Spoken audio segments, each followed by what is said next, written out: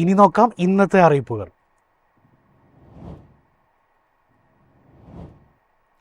Railway വികസനത്തിൽ കേരളത്തിന് പുതിയ ചുവടുവെപ്പ്.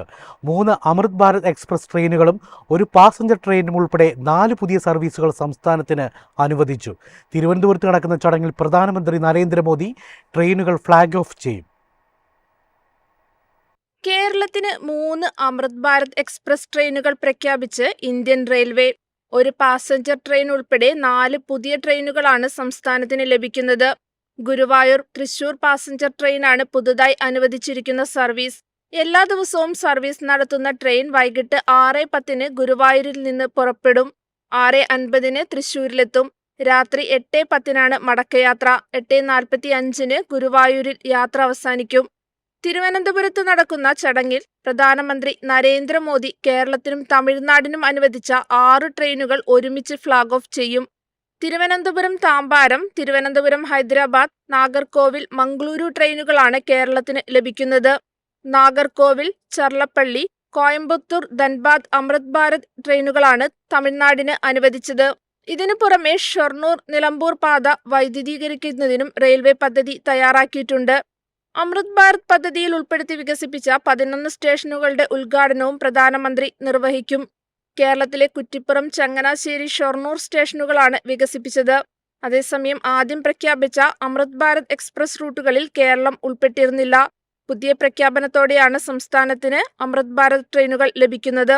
News desk MyFin TV. ബെപ്കോയുടെ 20 രൂപ ഡെപ്പോസിറ്റ് പദ്ധതിയിൽ കർശന നിയന്ത്രണങ്ങൾ. സ്റ്റിക്കർ ഇല്ലെങ്കിൽ ബാർകോഡ് മായ്ച്ചാൽ സമയപരിധി കഴിഞ്ഞാൽ തിരികെ കിട്ടേണ്ട 20 രൂപ കൈവിടും. പ്ലാസ്റ്റിക് മാലിന്യം കുറയ്ക്കാനെന്ന പേരിൽ മദ്യ ഉപഭോക്താക്കൾക്ക് മുന്നിൽ പുതിയ കടമ്പകളാണ് ബെപ്കോ ഒരുക്കുന്നത്. സംസ്ഥാനത്ത് പ്ലാസ്റ്റിക് മാലിന്യം കുറയ്ക്കുന്നതിന്റെ ഭാഗമായാണ് പ്ലാസ്റ്റിക് കുപ്പികളിൽ മദ്യം വാങ്ങുമ്പോൾ 20 രൂപ ഡെപ്പോസിറ്റ് ഈടാക്കുന്ന പദ്ധതി ആരംഭിച്ചത്. നിലവിൽ സ്റ്റിക്കർ ഒട്ടിച്ച കുപ്പി എത്ര ദിവസം കഴിഞ്ഞാലും വാങ്ങിയ അതേ കടയിൽ തിരികെ നൽകിയാൽ പണം റീഫണ്ട് ലഭിക്കുമായിരുന്നു. എന്നാൽ ഇനി ആ ഇളവ് ഉണ്ടാകില്ല. സ്റ്റിക്കറിലെ ബാർകോഡ് സ്കാൻ ചെയ്ത് ഉറപ്പിച്ചാൽ മാത്രമേ 20 രൂപ തിരികെ ലഭിക്കുകയുള്ളൂ എന്നാണ് ബെപ്കോയുടെ പുതിയ തീരുമാനം. കുപ്പിയിലെ സ്റ്റിക്കറിന്റെ ബാർകോഡ് തെളിയാതിരിക്കുകയോ 15 ദിവസത്തിനുള്ളിൽ കുപ്പി തിരികെ നൽകാതിരിക്കുകയോ ചെയ്താൽ ഡെപ്പോസിറ്റ് തുക റീഫണ്ട് ലഭിക്കില്ല. ചുരുക്കി പറഞ്ഞാൽ കുപ്പി തുറക്കുമ്പോൾ സ്റ്റിക്കറിന് മുകളിലെ ബാർകോഡ് കേടായാൽ 20 രൂപ നഷ്ടമാകും. സ്റ്റിക്കർ അടയാളമില്ലാതെ കുപ്പി തിരികെ കൊണ്ടുവന്നാലും പണം ലഭിക്കില്ല.